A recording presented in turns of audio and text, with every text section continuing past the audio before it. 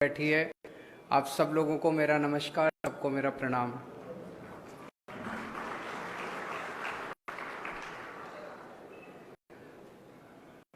दोस्तों, एक तो मेरी आपसे शुरू करने के पहले निवेदन है कि इन लोगों ने मीडिया को बहुत डरा के रखा हुआ है।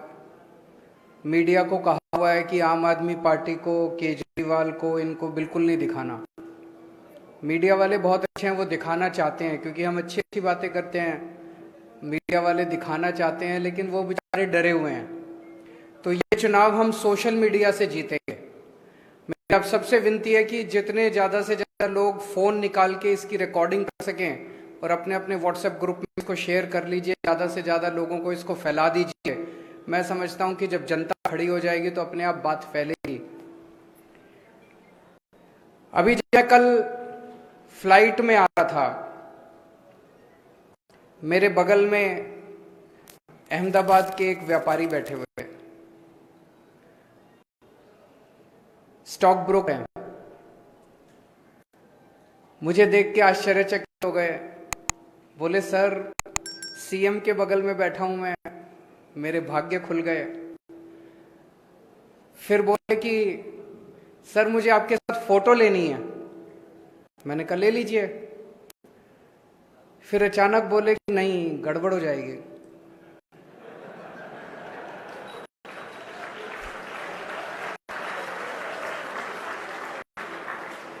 मैंने कहा क्या गड़बड़ हो जाएगी? कहते हैं सर आजकल आपके पीछे ईडी और सीबीआई पड़े हुए हैं, अगर फोटो ले ली तो मेरे पीछे भी पड़ जाएंगे। मैंने कहा फोटो शेयर मत करना, अपने मोबाइल में रख लेना। बोला सर सबके मोबाइल टैप हैं, तो फोटो ले ली तो उन तक पहुंच जाएगी। मैं सोच रहा था कितने डरे हुए हैं यार अपने देश के लोग। व्यापारी कितने डरे हुए हैं। जिस देश का व्यापारी एक फोटो लेने में इतना डरा हुआ है, वो देश कैसे तरक्की कर सकता है? नहीं, जब तक व्यापारी खुश नहीं होगा। देश की अर्थव्यवस्था में सबसे ज्यादा योगदान व्यापारियों का होता है, सबसे ज्यादा योगदान उद्योगपतियों का होता है। सब लोगों को डरा के रखा हुआ है इन्होंने, सब लोगों को डरा के रखा हुआ है। कल मैं एयरपोर्ट पे लैंड किया, होटल पहुंचा, होटल पहुंचते ही खबर आ गई कि हमारे आम आदमी पार्टी के अहमदाबाद ऑफिस पे गुजरात पुलिस की रेड करवा दी इन्होंने। हमारी फक्कड़ पार्टी, 4 पैसे हैं नहीं हमारे पास। वो 2 घंटे सारे सर्च वर्च करके अपना माथा पकड़ के पुलिस चली गई। बार बार हमारे लोगों से पूछ रही थी पैसा कहां है। बोले है ही नहीं सर, तो चले गए। आज सुबह अहमदाबाद पुलिस बोलती है कि कोई रेड नहीं हुई।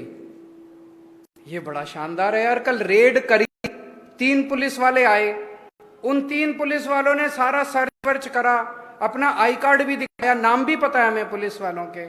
आज कहते हैं कोई उनके पास वारंट नहीं था, कोई सर्च वारंट नहीं था, कोई कागज नहीं था, आए बस रेड करी और चले गए। हमने जब शोर किया कि रेड हो गई, हमारे ऊपर रेड हो गई, तो कहते कोई रेड नहीं हुई।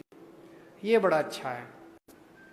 बिना कागज के, बिना किसी के भी घर में घुस जाओ, किसी के भी दफ्तर में घुस जाओ, और फिर ये तो आम आदमी पार्टी थी, इनकी हिम्मत नहीं हुई पैसे, नहीं तो किसी से भी पैसे मांग लो, पैसे बोलो इतने पैसे दे, नहीं तो तेरे को पकड़ के ले जाएंगे, और कोई कागज नहीं, कुछ नहीं। ये चल क्या रहा है इस देश के अंदर? ऐसे पुलिस या सरकार चलेगी?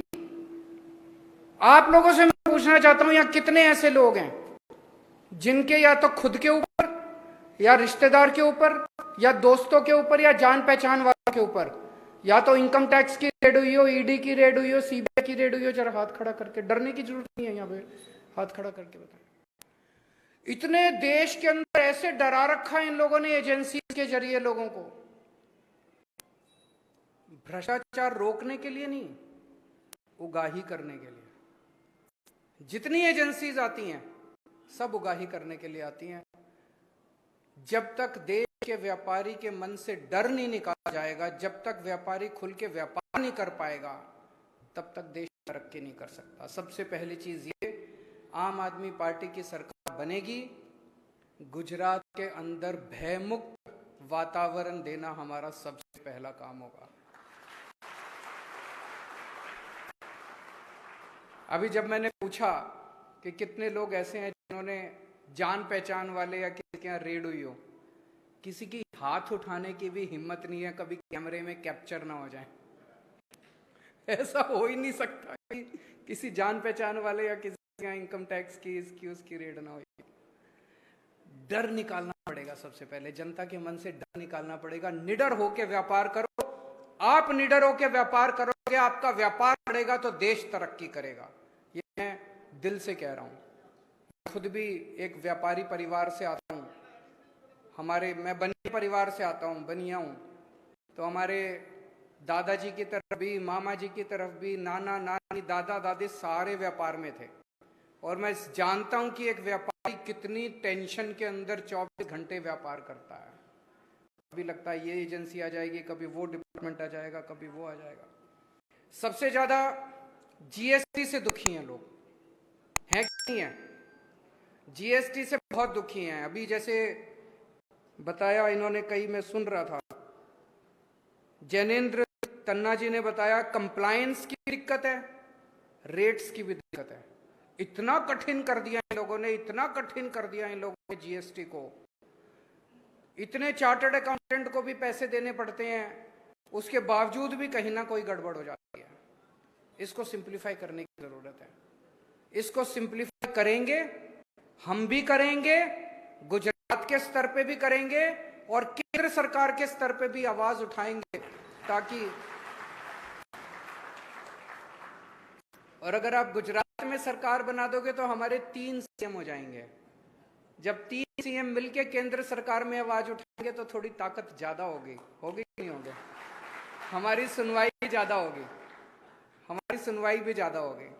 तो ये जीएसटी को ठीक करने की जरूरत है, बहुत बड़े स्तर पे जीएसटी को ठीक, कंप्लायंस भी ठीक करने की जरूरत है, रेट्स भी ठीक करने की जरूरत है। अभी भाई साहब ने प्रश्न पूछा, तन्ना जी ने भी और उनके बगल में जो बैठे हैं उन्होंने भी, कि सुप्रीम कोर्ट का एक ऑर्डर आया है।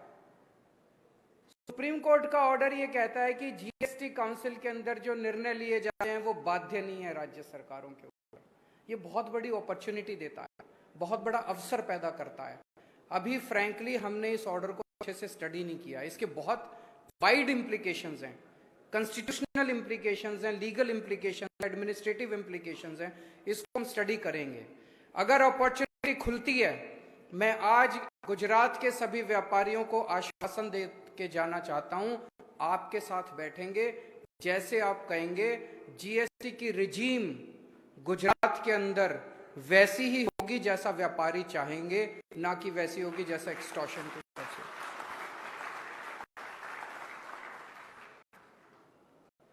व्यापारियों की एक बहुत बड़ी समस्या होती है, नॉर्मली हर व्यापारियों का जो डायलॉग मैं करता हूं उसमें निकल के आती है, आज नहीं निकल के आई, होती है पेमेंट की। एक मिनट में पूरा कर लूं अभी से। पेमेंट नहीं आती, माल बेचते हैं, पेमेंट नहीं आती है कि नहीं है? किसी ने पैसा लिया वापस नहीं करता, बहुत बड़ी समस्या है। आधे से ज्यादा लोग इस पेमेंट की वजह से डूब जाते हैं, आधे से ज्यादा व्यापारी तो इस पेमेंट, मेरे पास इसका तुरंत कोई समाधान नहीं है। मैं भी व्यापारी परिवार से आता हूं, इसलिए मैं समझ सकता हूं कि पेमेंट की कितनी बड़ी समस्या है। आपके साथ बैठेंगे, इसमें मैं बहुत लोगों से चर्चा कर रहा हूं कि क्या किया जा सकता है। इस पे कोई कानून ऐसा बनना चाहिए ताकि लोगों की पेमेंट वापस आ सके। अगर एक आदमी को माल बेचने के बाद अपनी पेमेंट की पक्का हो जाए कि मेरी पेमेंट आ जाएगी, तो मैं बताता हूं आपको 50 से 60% व्यापार वैसे ही बढ़ जाएगा, लोगों का कॉन्फिडेंस बढ़ेगा सिस्टम के अंदर और व्यापार बढ़ जाएगा। इसके लिए हम मिल बैठ के कुछ समाधान निकाल के कोई कानून लेके आएंगे, और जो कानून यहां बनेगा उसको फिर दिल्ली में भी लागू करेंगे, उसको फिर पंजाब में भी लागू करेंगे और एक दिन पूरे देश में भी लागू करेंगे।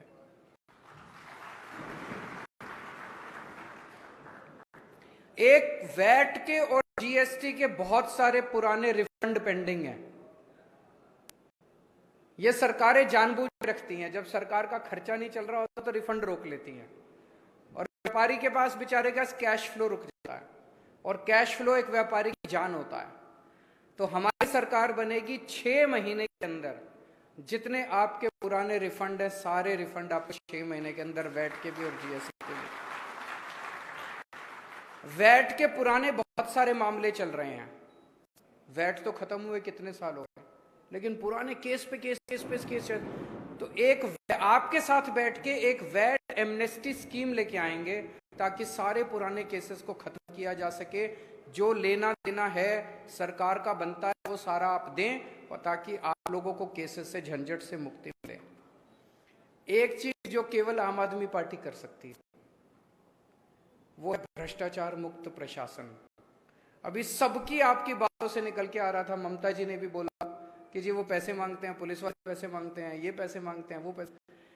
ये मैं आपको गारंटी दे रहा हूं, एक भी पुलिस वाला और एक भी सरकारी कर्मचारी की हिम्मत नहीं होगी कि आपसे एक भी पैसा मांग सके। दिल्ली में हमने भ्रष्टाचार मुक्त शासन दिया है। मैं आपके साथ शेयर, पहली जब सरकार बनी हमारी 28 सीट आई थी दिल्ली में, 28 सीट में 49 दिन की सरकार थी। उन 49 दिन में हमने ऐसा काम किया कि अगली बार लोगों ने 67 सीट दे दी। कई काम किए, लेकिन एक काम जो किया, मैंने ऐलान कर दिया दिल्ली में कि अब अगर आपसे कोई पैसे मांगे आप मना मत करना, अपनी जेब में हाथ डालना और अपना फोन रिकॉर्डिंग पे लगा देना, ऑडियो रिकॉर्डिंग, और उस रिकॉर्डिंग की क्लिप मेरे को इस नंबर पे व्हाट्सएप कर देना। उस अफसर को मैं जेल में डाल दूंगा। 49 दिन में 32 लोगों को मैंने जेल डाली। आपको यकीन बता रहा हूं, किसी की रिश्वत कम नहीं हुई, 0 हो गई 49 दिन के अंदर रिश्वत। और 49 दिन के बाद जैसे ही हमारी सरकार गिरी, ये लोग सारे पैसे लेने पहुंच गए। बोले तो जो 49 दिन वाले हैं वो भी दो और अब नए पैसे भी दो। बोलो बुला अब अपने केजरीवाल को, हम देखते हैं तेरा केजरीवाल क्या करता है। तो ये हमको ही करना है भ्रष्टाचार। नीयत साफ है हमारी, शरीफ लोग हैं, पैसे नहीं खाते। ये कोशिश तो बहुत कर रहे हैं पूरे देश के अंदर फैलाने की। केजरीवाल ने शराब घोटाला कर दिया, मनीष सिसोदिया 144 करोड़ खा गया, उसके घर रेड करी, रेड में 10,000 रुपए नहीं मिले। अगर 144 करोड़ रुपए कोई खाता तो कुछ लाख, 2 लाख, 3 लाख करोड़, 2 करोड़ बिखरे हुए ही मिल जाते घर के अंदर। कुछ नहीं मिला। हमारे दफ्तर में रेड करी, वहां कुछ नहीं मिला। गुजरात में रेड करी, वहां कुछ नहीं मिला। मनीष के घर कुछ नहीं मिला, सत्येंद्र के घर कुछ। ऐसे ही फेंकते रहते हैं, कीचड़ फेंकते रहते हैं, पर जनता देख रही है। तो एक तो भ्रष्टाचार मुक्त शासन देंगे, रेड सारी बंद कर देंगे, जितनी रेड होती हैं, ये जीएसटी के रेड, फलानी रेड, ढिंकी रेड। दिल्ली में कोई रेड नहीं होती। जब हमारी सरकार बनी थी दिल्ली में सारी रेड बंद कर दी। मैं इनकम टैक्स में था पहले। ऐसा नहीं कि सारे अफसर खराब होते हैं, कुछ अफसर ईमानदार भी होते हैं, लेकिन अमूमन मैंने देखा कि रेड में क्या तमाशा होता है। कोई उस कोने के अंदर सेटिंग कर रहा होता है, कोई उस कोने में सेटिंग कर रहा होता है। जितना पैसा रेड में सरकार को नहीं आता, उससे ज्यादा पैसा उनकी जेब में जाता है। अगर आप रेड बंद कर दो, इस देश का व्यापारी खुशी खुशी अपने मन से सरकार को पैसा देना चाहता है, उसको मौका तो दो। दिल्ली में जब हमारी सरकार बनी, वैट के जरिए हमारा टोटल दिल्ली सरकार का बजट 30,000 करोड़ का था। हमने रेड बंद कर दी, आज हमारा दिल्ली का बजट 75,000 करोड़ का है, दुगने से भी ज्यादा हो गया, 2.5 गुना हो गया। क्यों? व्यापारी अब खुश है। व्यापारी देख रहा है उसके बच्चों को अच्छी शिक्षा दी, हमने स्कूल अच्छे बना दिए, हमने अस्पताल अच्छे बना दिए, इलाज मुफ्त कर दिया, लोग खुश हैं। अपने से टैक्स दे रहे हैं, अपने से उनको लग रहा है यार कि अगर सरकार को टैक्स दोगे तो कुछ बदले में मिलेगा। तो सिंप्लीफाई करेंगे सारे प्रोसेस। अब कई लोगों की शिकायतें ये थी जी प्रोसेस बड़ा कॉम्प्लिकेटेड है, ये फाइल करना पड़े। प्रोसेस को कॉम्प्लिकेटेड क्यों बनाया जाता है? प्रोसेस को कॉम्प्लिकेटेड इसलिए बनाया जाता है कि आदमी थक के कहे बताओ जी कितने देने हैं, फिर आदमी जो देता है वो ऊपर तक पहुंचता है। जब ऊपर बैठा हुआ आदमी कहता है मेरे को पैसे नहीं चाहिए और खबरदार जो तुमने पैसे लिए तो सारा प्रोसेस फिर सिंप्लीफाई होने लगता है। फिर कहते हैं यार काम करो अब सारे जने मिलके। ऐसा ही भ्रष्टाचार मुक्त प्रशासन हम गुजरात में लाना चाहते हैं। मेरा एक टारगेट होगा 5 साल के अंदर व्यापार का पूरा सिस्टम इतना सिंप्लीफाई कर दो, इतना भ्रष्टाचार मुक्त कर दो कि आपका सबका बिजनेस, हर आदमी का बिजनेस कम से कम 5 साल में डबल हो जाए। आज अगर आप 5 रुपए का टर्नओवर है तो 5 साल में ये डबल होके 10 रुपए होना चाहिए। आज अगर 10 रुपए का टर्नओवर है तो ये 20 रुपए 5 साल में होना चाहिए। और 20 पोटेंशियल है अपने देश के अंदर, बिजनेस बढ़ सकता है, बहुत तेजी से बढ़ सकता है। इस सब चीजों को संकुचित करके मतलब घोट के रखा हुआ है सरकारों ने। ऐसा है जैसे गला घोट देते हैं ना किसी आदमी का, ऐसे व्यापार और उद्योग को इस देश के अंदर घोट के रखा हुआ है। अगर खुला छोड़ दिया जाए व्यापार को, खुला छोड़ दिया जाए व्यापारियों को, उद्योगपतियों को, इतना बढ़ेगा हमारे देश के अंदर, हम चाइना को पीछे छोड़ सकते हैं। हमारे अंदर पोटेंशियल है। और एक ये कहा जा रहा है फ्री की रेवड़ी, फ्री की रेवड़ी, फ्री की रेवड़ी। मैं कन्विंस्ड हूं पूरी तरह से कि अपने देश के हर बच्चे को अच्छी शिक्षा मिलनी चाहिए और फ्री शिक्षा मिलनी चाहिए। आज अमेरिका अपने बच्चों को फ्री शिक्षा देता है, लंदन अपने बच्चों को फ्री शिक्षा देता है, जापान अपने बच्चों को फ्री शिक्षा देता है, बड़े बड़े देश अपने बच्चों को फ्री शिक्षा देते हैं। वो इसलिए फ्री शिक्षा नहीं देते कि वो अमीर हैं, वो अमीर इसलिए बने क्योंकि उन्होंने अपने बच्चों को फ्री शिक्षा देनी चालू करी। अगर हमें अमीर देश बनना है, अगर हमें डेवलप्ड कंट्री बनना है, तो पहले सबसे पहली चीज है अच्छी शिक्षा हर बच्चे के लिए इंतजाम करना पड़ेगा और फ्री शिक्षा का इंतजाम करना पड़ेगा। दिल्ली में हमने शानदार शिक्षा का इंतजाम कर दिया, गरीबों के लिए भी सरकारी स्कूल शानदार कर दिए। कितनी कहानियां मेरे को सुनने को मिलती है, फलाना फलाना प्लम्बर का बेटा, कारपेंटर का बेटा, रिक्शे वाले का बेटा IIT में इंजीनियर बन गया। सोच के देखो, जिसका बाप आज 10,000 रुपए महीना कमाता है, वो IIT का इंजीनियर जब निकलेगा 3 लाख रुपए महीने की उसकी सैलरी होगी। गरीबी दूर हो गई उसकी। ऐसे ही तो गरीबी दूर होगी, और कैसे होगी? सरकारी योजनाओं से गरीबी दूर नहीं होने वाली, गरीबी दूर होगी शिक्षा से। तो फ्री शिक्षा देना कैसे फ्री की रेवड़ी हो गई? सबके लिए हम अब फ्री इलाज का इंतजाम करना चाहते हैं। कम से कम दुनिया के अंदर ढेरों देश ऐसे हैं जिनके अंदर उन्होंने, इंग्लैंड के अंदर, लंदन के अंदर नेशनल हेल्थ सर्विसेज है उनकी। अगर गरीब से गरीब आदमी भी फ्री, वो वहां पे बीमार होता है, उनकी हेलीकॉप्टर एम्बुलेंस सर्विस है, वो उसको लेके जाती है फ्री में। हमें भी करना चाहिए अपने सारे लोगों का फ्री में इंतजाम, क्यों नहीं करना चाहिए? और हमने दिल्ली में करके दिखाया। 2 करोड़ जनता है दिल्ली की, हर आदमी के लिए पूरा इलाज मुफ्त कर दिया हमने, दवाइयां भी, टेस्ट भी, ऑपरेशन भी, सब कुछ मुफ्त कर दिया। मैं इसको फ्री की रेवड़ी नहीं मानता। मुझे लगता है राष्ट्र निर्माण के लिए शिक्षा और स्वास्थ्य एक ऐसी चीज है जो सबके लिए हमें फ्री का इंतजाम, फिर हम फ्री का इंतजाम कर देंगे। हम जबरदस्ती नहीं कर रहे किसी से। किसी ने अपने बच्चों को प्राइवेट स्कूल में पढ़ाना पढ़ा ले, किसी ने प्राइवेट अस्पताल में इलाज कराना करा ले, पैसे देकर करा ले, लेकिन अच्छा शिक्षा, अच्छा इलाज सबके लिए फ्री में अवेलेबल होगा। जिसने लेना है ले, जिसने नहीं लेना है ना ले। मैं समझ सकता हूं कि आज माहौल इतना ज्यादा खराब है कि बहुत लोग, जैसे मैंने बताया, मेरे बगल में जो बैठा था वो बोला जी फोटो ले ली, उनको पता चल गया। तो आप में से बहुत सारे व्यापारी हैं, और व्यापारी बेचारा हमेशा डरा रहता है, इस सरकार से भी, उस सरकार से भी, इस डिपार्टमेंट से भी, उस डिपार्टमेंट से भी। मैं आप में से किसी को नहीं कहूंगा कि खुल के आओ सामने। जो आ सकते हैं आओ, जो नहीं आ सकते मत आओ खुल के। लेकिन एक बार परिवर्तन तो कर दो यार, बदल तो दो इस बार। बदलाव तो 27 साल के बाद तो बहुत ज्यादा हो जाता, फिर तो अहंकार आ जाता, कोई सुनता ही नहीं है। तो एक बार बदलाव मांगता है, अंदर खाने काम करो। जो आए कान में बोल दो सबके, इस बार झाड़ो, इस बार झाड़ो, इस बार झाड़ो, इस बार, सबके कान में बोलते जाओ, वर्ड ऑफ माउथ। और व्यापारी जानता है, जो कस्टमर आए उसी को बोल दो झाड़ू, जो कस्टमर आए उसी को व्हाट्सएप पे बोल दो झाड़ू। खुल के मत आओ, लेकिन अंदर खाने, झाड़ू झाड़ू झाड़ू झाड़ू। इनको सबसे ज्यादा गुमान है कि अहमदाबाद बीजेपी का गढ़ है। पहले कहते थे गुजरात गढ़ है, अब गुजरात तो कहना छोड़ दिया, इनको लग रहा है कि अब गुजरात तो जा रहा है, कहते हैं अहमदाबाद गढ़। कितनी सीट है अहमदाबाद में? 16 सीट है शहर में। अब आप लोगों की जिम्मेदारी है, 16 में से एक भी सीट अब इनके जिम्मे नहीं जानी चाहिए। दिल्ली के लोगों ने 70 में से 62 सीट दी थी, पहले 67 सीट दी थी। पंजाब के लोगों ने 117 में से 92 सीट दी। आप 182 में से कितनी दोगे? रिकॉर्ड तोड़ना है आपको दिल्ली का और पंजाब का। भारत माता की